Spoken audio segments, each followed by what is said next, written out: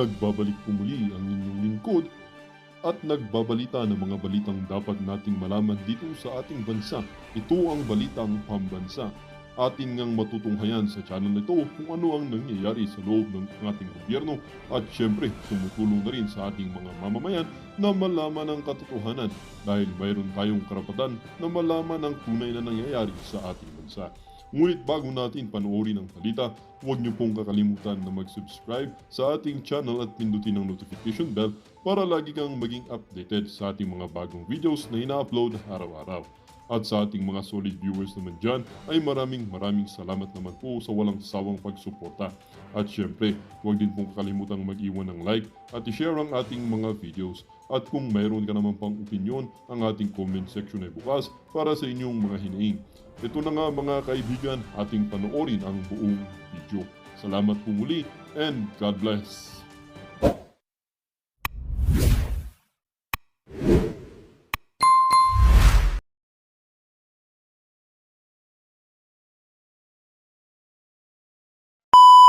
Yung freedom of speech, freedom of expression. Di ba? Let's say, hindi absolute yan. Kapag lumagpas ka doon sa tinatawag nilang borderline, pwede kang makasuhan at pwede kang makulong. Pero, meron pa rin freedom. Ang tawag doon, freedom of speech and freedom of expression. Meron kang freedom na sabihin mo lahat ng gusto mong sabihin, makasakit man yan o hindi makasakit, meron kang freedom, kaya lang, mananagot ka sa batas pag meron kang pagkakasala. Di ba?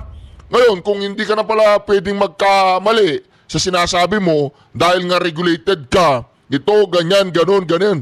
Actually, regulated naman tayo sa totoo lang eh. Dahil meron tayong cyber libel law, tsaka libel law. Ngayon, kapag ikaw ay ginamit mo ang yung freedom na mali, mananagot ka sa batas. Pero meron ka pa rin freedom. Meron kang freedom na gumawa ng masama, kaya lang wala ka ng freedom na patuloy mong gagawin yun kapag ikaw ay nahuli na nagkakasala. Makukulong ka, doon wala ka ng freedom doon.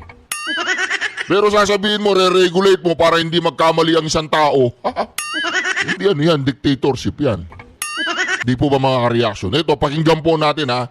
Yung taga Net25 ha. Taga Net25 pala. Okay, ito, pakinggan po natin. Alam po niyo yung Net25. Isa yan sa mga channel na pinapanood ko. Lalo na po yung sa Ganang Mamamayan. Shout out po sa Ganang Mamamayan ha. Napakalupit ninyo, napakagaling ninyo. Matagal-tagal na rin ako hindi nagko-content sa mga content ninyo eh. Anyway mga ka-reaction, ito na. Alright, pakinggan na po natin dito.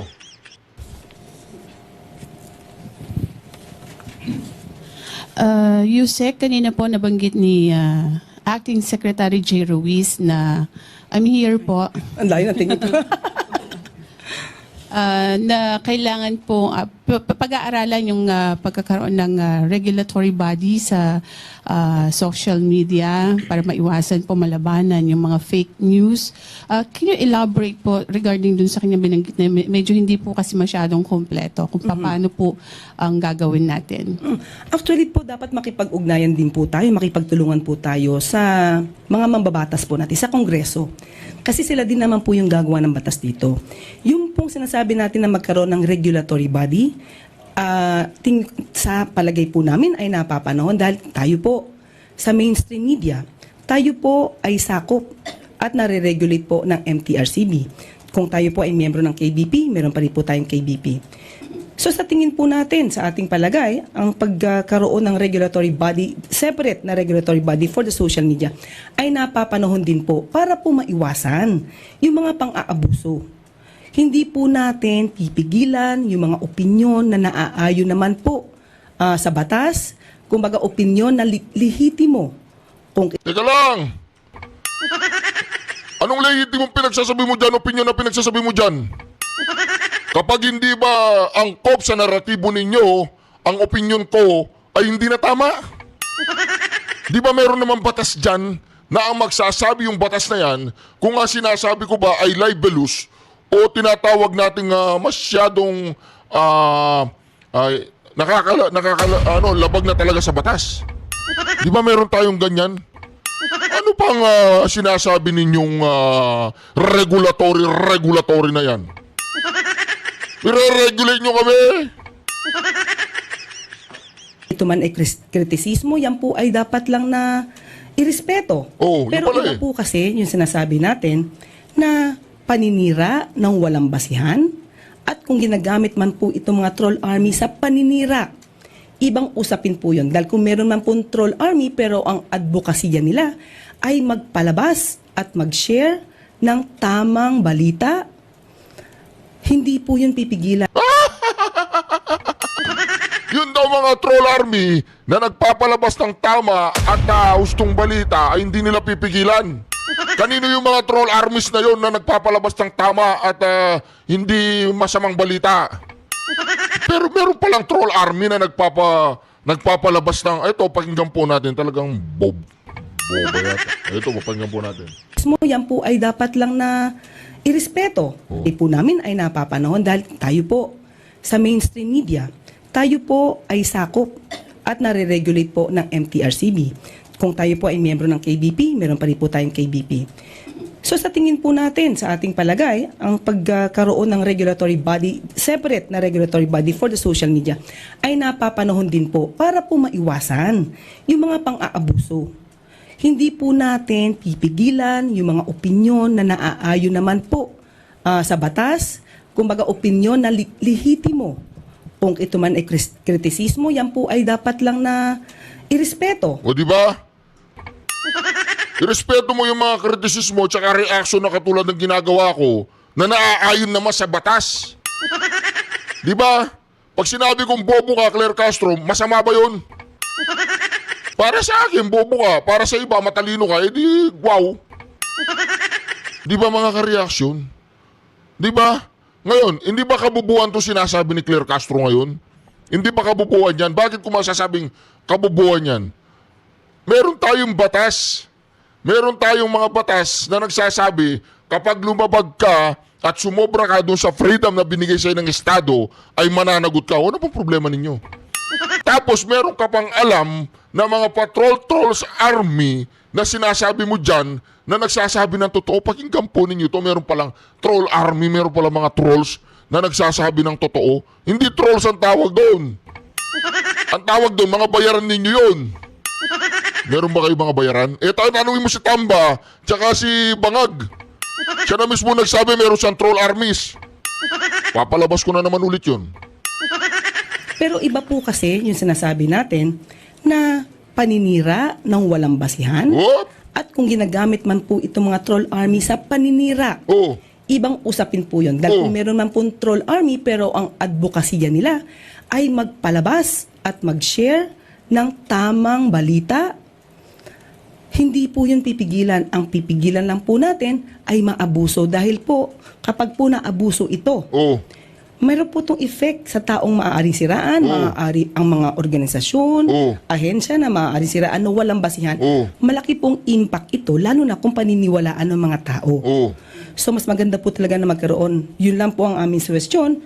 Matuloy po sana at magkaroon talaga ng regulatory body. Para din po malaman natin ang bawat isa, kung content creator ito, vlogger, blogger, malaman din po natin yung identity at hindi sila nagtatago sa mga dummy accounts. Ganun po. Di ba? Ibig sabihin, siya mismo, kapag troll at hindi nagpapahayag ng laban sa kanila, mga magagandang balita yon. Hindi dapat supili ng mga trolls na ganon. Kailangan yung trolls, ang sinisiraan lang nila yung mga Duterte. Ganon, Claire, tanong lang. Kailangan ba ang mga trolls ang sinisiraan lang yung mga kalaban ninyo? At sila ay tamang trolls? Tanong lang yan, Claire, ha? Kailangan ba ang mga trolls ang binabanatan lang ninyo yung kalaban ng Malacanang? Pag ang mga tao ay napumuna na sa inyo at kay Bobong Marcos, ibig sabihin ba mga trolls na yun? Papalabas ko na naman ito. Oo, patawarin nyo na po ako at papalabas ko na naman ito. Nasaan ba yun? Nasaan? Tingnan nyo, tinanggal sa ano. Yung sinabi ni Bobong Marcos, sino pong nakakalam nung sinabi ni Bobong Marcos? Nag-hire siya ng hindi isa, hindi 10, hindi 100, kundi libu-libo raw troll army ang ina-hire nila. Ha? libo-libong troll army ang hinire nila. Di ba mga ka-reaction? Mantakin ninyo yan. I-re-regulate ninyo yung mga vloggers na katulad namin dahil hindi nagsuswak yung aming naratibo sa mga bulok na naratibo ninyo at mga bulok na paglilingkod ninyo sa ating bayan. Mantakin mo yan, Claire. Bakit hindi ka magsalita patungkol dun sa bumagsak na tulay? Kaisa-isa na nga lang na napagawa ni Bobong Marcos, bumagsak pa. Mantakin mo yan, Claire. O ito, tuloy natin. Sa tingin niyo po yung ginagawang hearing ngayon ng Quadcom ba yun or Tri-Committee sa Kamara, tamang-tama para maipurso po itong pagkakaroon ng regulatory body kung sabi niyo nga kailangan dumaan sa paggawa ng batas? Opo, napapanahon po ito dahil hindi na po biro yung mga ginagawa po ng mga troll armies. Sabi nga po natin, kapag ka po kasi binabayaran lang ang mga tao para magsalita ng paninira ng walang basihan, hindi po yun freedom of... Kailangan ma-pinpoint yun, Claire, Vlogger Claire. Kailangan ma-pinpoint nyo yun at mapatunayan nyo na ang mga vlogger na yan ay mga bayaran. Di ba? Kailangan ma-pinpoint nyo yan na ang mga katulad kong vlogger ay nang may nagbayad sa aking mga politiko o mga personalidad o isang korporasyon para lamang maging kritiko ninyo. Kailangan mapatunayan nyo yan. At kapag hindi nyo napatunayan yan, yan na sinasabi na natin magkakaroon ng class lawsuit. Yan ay siguro milyon or bilyong halaga ng pera ang magbabayad kayo sa taong bayan. Kapag hindi nyo napatunayan at sila ay pinagbintangan ninyo na sila ay mga trolls at sila ay mga funded na mga pogo, mga narco at mga Chinese funded vloggers, kapag hindi nyo napatunayan yan at inistorbo nyo kami, inistorbo ninyo yung mga kasama namin mga vloggers at patuloy ninyo silang inaharas, ay talagang magkahalo na ang balat sa tinalupan. Dahil naman hindi kami mga bobo, Claire. Ikaw ba, Claire, ay bobo? Di ba? Kung bobo ka, ay bagay ka dyan. Di ba mga ka-reaction? Yun. Oh. expression. Kasi binubulungan lang sila nung taong nagpapasweldo o nagbabayad sa kanila. So kakaiba po yun sa tinatawag nating freedom of expression. Ma'am, ano lang po, since medyo baka matagalan pa po kung magkaroon ng batas, hintayin natin. Ano po yung mga immediate na mga plano ng PCO para malabanan ito? At meron na po ba tayong mga ebidensya, mga documented na magpapatutuong itong mga vloggers na ito, itong particular na lumalabas sa document, talaga pong mga troll armies ito, mga fake news lamang yung kanilang ginagawa at sinasabi. Yun! Ano yun? Valid question yun. Ganito talaga magtanong ang mga nasa Net 25. Sa totoo lang po ganyan talaga magtanong ang dapat lahat ng mga mainstream media, ganyan dapat ang magtanong. Net 25 yan eh. Ibang klase ang Net 25, sinasabi ko na po sa inyo mga kareaksyon. Ibang uring network ang Net 25. Wala po akong connection sa Net 25. Hindi ko po sila kilala. Hindi ko kilala yung sino yung mga nasa ganang mamamayan na yan. Hindi ko pa namit yung ni sino sa mga Net 25. Hindi ko pa namit ang idol kong si Senator Congressman Rodante Marcoleta. Di ba nasa Net 25 yan sa ganang mamamayan nagsasalita yan? Ngayon, wala pa akong namit sa kanila. Pero isa lang network sa buong Pilipinas para sa akin bukod sa SMNI. Siyempre, nandyan yung mga banateros di ba? Idol natin yung mga banateros di ba? O di ba, how I wish na mamit ko lahat ng mga banateros at magbanatan kami ng mga opinion. Di ba mga ka-reaction? Pero dito mga ka-reaction, sasabihin natin dito, kaklaruin ko lang, bakit sinasabi ko na dapat Net 25 lang ang panonood ninyo? Bakit? Ganyan magtanong ang mga taga Net 25. Ganyan magtanong ang tamang mga media na sisiguraduhin nila, tatanungin kanila, meron na po ba kayong ebidensya na itong mga pinagtatawag ninyo na mga vloggers ay mga narco, pogo at mga bayarang trolls? Meron na po ba kayong ebidensya? Yan ang tamang tanong. Napakagaling ng Ali na to. Di ba? Idol ko to. Napakagaling yung panggan natin. Napakagaling niya. Ang galing-galing mo, ma'am. Di ba? Isa lang ang masasabi ko sa'yo, magaling ka.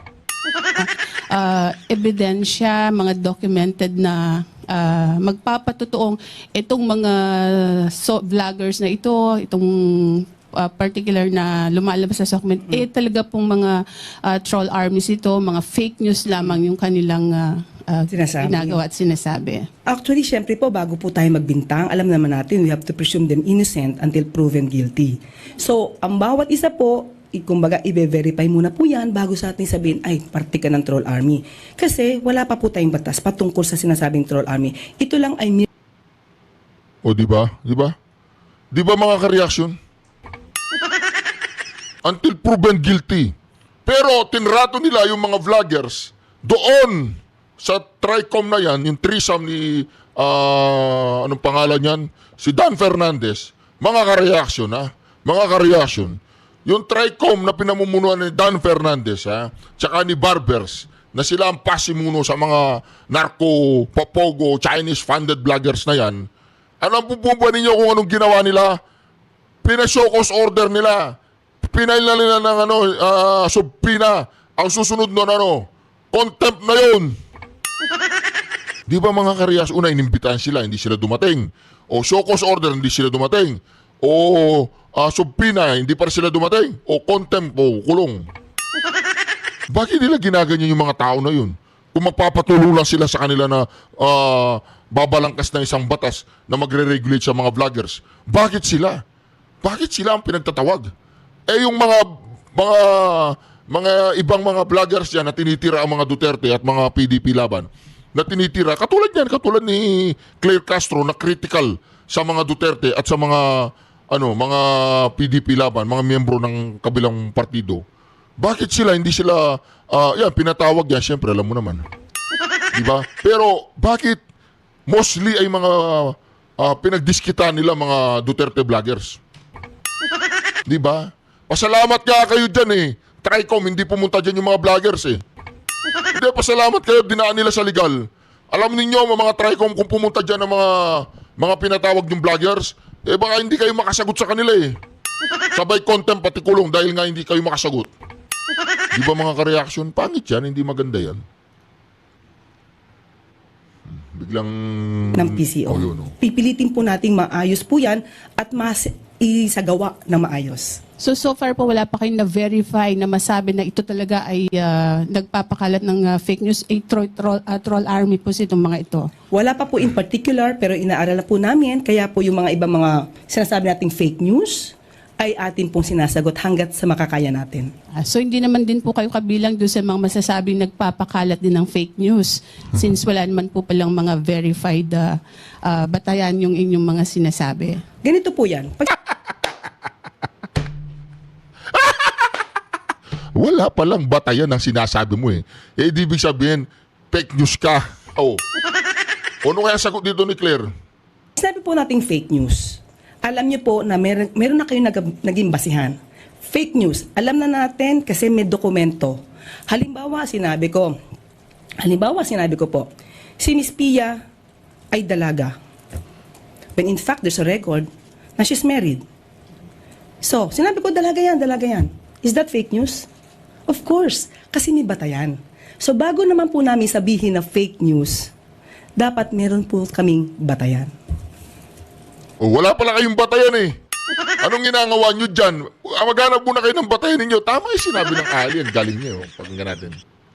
Halimbawa, sinabi ko po, Nagpapakalat ng fake news, ay troll army po itong mga ito. wala pa po in particular pero inaaral po namin kaya po yung mga ibang mga sinasabi nating fake news ay atin pong sinasagot hanggat sa makakaya natin. Oh. So hindi naman din po kayo kabilang doon sa mga masasabing nagpapakalat din ng fake news since wala naman po palang mga verified batayan yung inyong mga sinasabi. Ganito po yan. Pag sinabi po nating fake news, alam niyo po na meron na kayong naging basihan. Oh, kayo nga tanong, wala pa kayong batayan. Nagbibintang na kayo na may mga trolls at may mga fake news spreader. Pinagtatawag nyo na yung mga vloggers, wala naman pala kayong batayan. Eh, sinong fake news ngayon? Eh, di kayo. Sinong fake news ngayon? Eh, di kayo. Sinong fake news ngayon? Eh, di kayo. Di ba mga ka-reaction? Mantakin nyo yan. Wala silang batayan ngayon, gumagawa siya ng analogy. Si ganyan ay dalaga, ay walang asawa, nag-asawa, binaruro ng asawa, ganun. Fake news. Oo. Alam na natin kasi Pinakabobo talaga to, no? Kaya lang, maganda yan. Para naman may pag-usapan tayo dyan sa Malacanang. Sige, huwag yung tanggalin dyan. Ilagay nyo lang dyan. may dokumento. Halimbawa, sinabi ko po, si Miss Pia ay dalaga. When in fact, there's a record na she's married. So, sinabi ko, dalaga yan. Is that fake news? Of course, kasi may batayan. So, bago naman po namin sabihin na fake news, dapat meron po kaming batayan. Thank you po. Thank you. Evelyn Quiroz, Filipino Mirror. O di ba mga ka-reaction, bago daw nila sabihin na kailangan may batayan. So anong batayan ninyo doon sa mga pinatawag ng TRICOM? At sino ang tinutukoy mong mga strolls at mga fake news? Dada ka ng dada dyan eh. Fake news ka ng fake news dyan eh. Di ba? Tapos sasabihin mo magkakaroon pa ng regulasyon, magpaparehistro pa yung mga vloggers. Ang buong Pilipinas dapat magparehistro yan. Kung ang tinutukoy nyo lang mga vloggers ay mga political vloggers, paano yung bata, yung anak niya nagbablog? Paano yung nag-aarar o nagbablog? Paano yung nanay nagbablog siya? Hindi naman. Ganun lang, nagbablog lang siya araw-araw. Di ba? Paano yung nagtitinda, binablog niya yung sarili niya, nagtitinda siya ng gulay?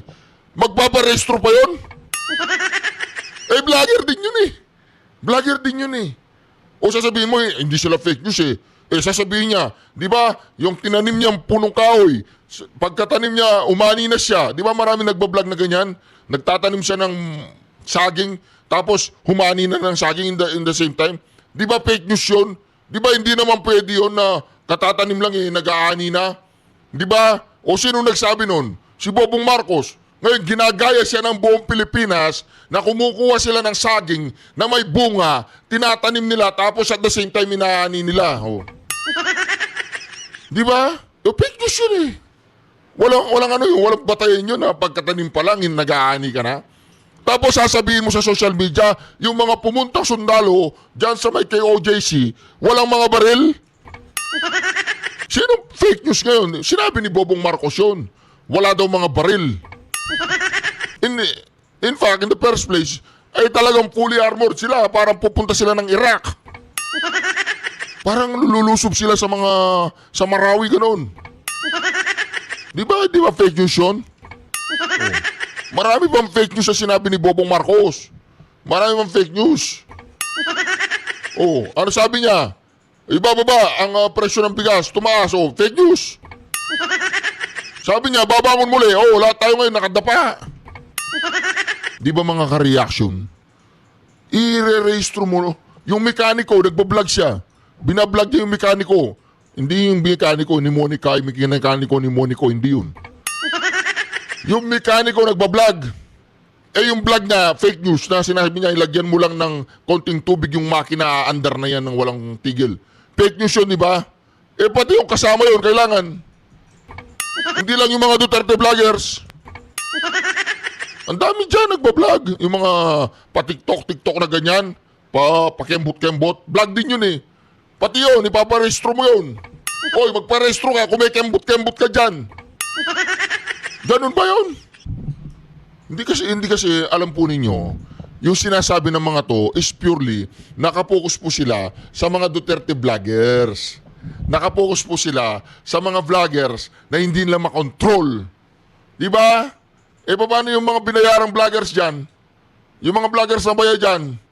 O, tanongin mo si Jam Magno. Kailangan siya magpakonsulta sa'yo. Dapat magpakonsulta si Jam Magno sa'yo. Di ba? Magka-level ang utak ng dalawa yun. O. Di ba? Ano pa kaya?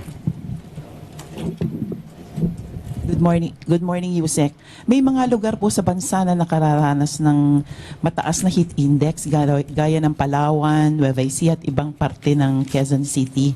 Nagsuspend na din po ng klase yung ilang area sa Kamanava dahil po sa inaasahang mataas na heat index. Pwede O, di ba? Ano yan? Mainstream media yan.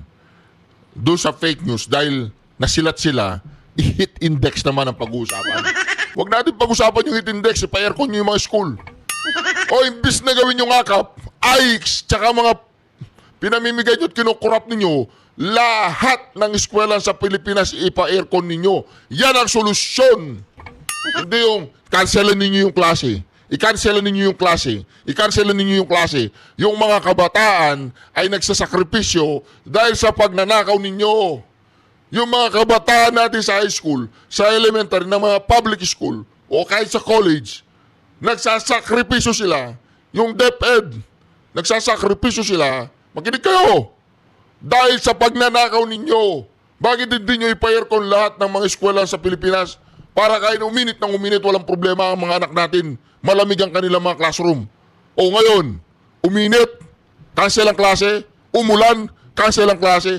Eh talaga namang, hindi na nakakapagtaka na talagang 3 times 3 lang, hindi nila masagot. Di ba? 4 times 4, hindi nila masagot. Di ba mga ka-reaction? Anong gagawin natin dyan? Sabi ko, 3 times 3, 12, gano'n. 4 times 4, 9, gano'n. Mainit, cancel. Malamig, cancel. Umulan, cancel. O, di ba? Mag-homeschool na lang lahat, kaya mag-homeschool na lang, di ba? Isara na natin yung mga eskwela na yan. Homeschool na lang.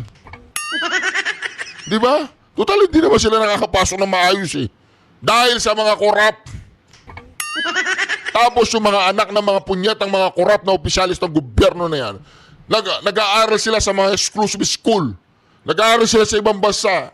Nag-aaral sila sa mga mamahaling school na naka-air condition. May libre pang pagkain. Eh yung mga kababayan natin, mga maralita, yung mga eskwela nila, yung mga kisame, nalalaglag. Ang baho ng CR, ang baho ng school. Di ba mga libro sira-sira, mga desk sira-sira, mga teacher sira, hindi, mga teacher hindi. O di ba? Mantakin mo yan. Tapos, hit index na naman. Hit index, kanselado na naman ang klase. Anong uring punyat ang gobyerno meron tayo? Di ba mga ka-reaction?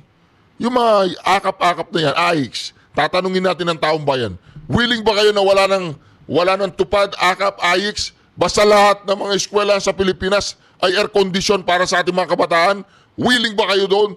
Siyempre, willing tayo doon. Eh hindi. Ang ginagawa nila para manatili sila sa kapangyarihan, pinapakita nila na binibigyan ng pera ang mga mamamayan na galing naman sa kaban ng bayan ng mga animal. Para magpapasalamat sila. Maraming salamat, Speaker. Umuulan, bumabagyo. Di ba? Gano'n, sinabi ni Luis Tro na tinago yung asawa na merong kasong pangangalabit. Di ba mga ka-reaction? Mali yan. Tapos, ngayon mainit. Heat index na naman. Di ba? Kawawa ang ating mga kabataan. O ngayon, mas gusto pa yata nila mamundok ang mga kabataan natin kaysa mag-aral ng maayos, ano?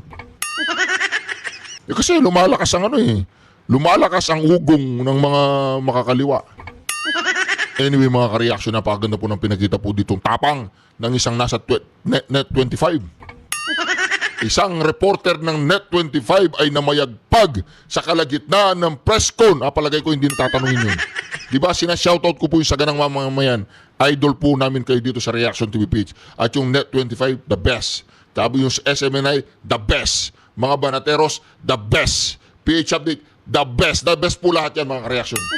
Lahat po ng mga binanggit ko na yan. Si Marlica, the best. Sino pa? Si Attorney Trixie, the best. Lahat ng mga Duterte vloggers, mga the best yan. Si Banat Bay, Coach Soli, Boss Dada, lahat yan. Mga the best yan. Lahat ng mga vloggers na pro Duterte at saka mga lumalaban sa masamang ng gobyernong ito. Mga the best vlogger po yan. Hindi po mga bayaran yan. Hindi po mga trolls yan. Ako, masasabi ko yun. Dahil katulad ko sila, ako sasabihin ko po pag meron nagtangkang mambayad sa akin, meron nga dyan nagpapakulay, meron siyang pinapashoutout ng politisyan. Nagalit ako Sabi ko, hindi ko naman kilala yung politisyan ba't pinapashoutout mo sa akin? Ikaw na lang siya shoutout ko, huwag na yung politisyan.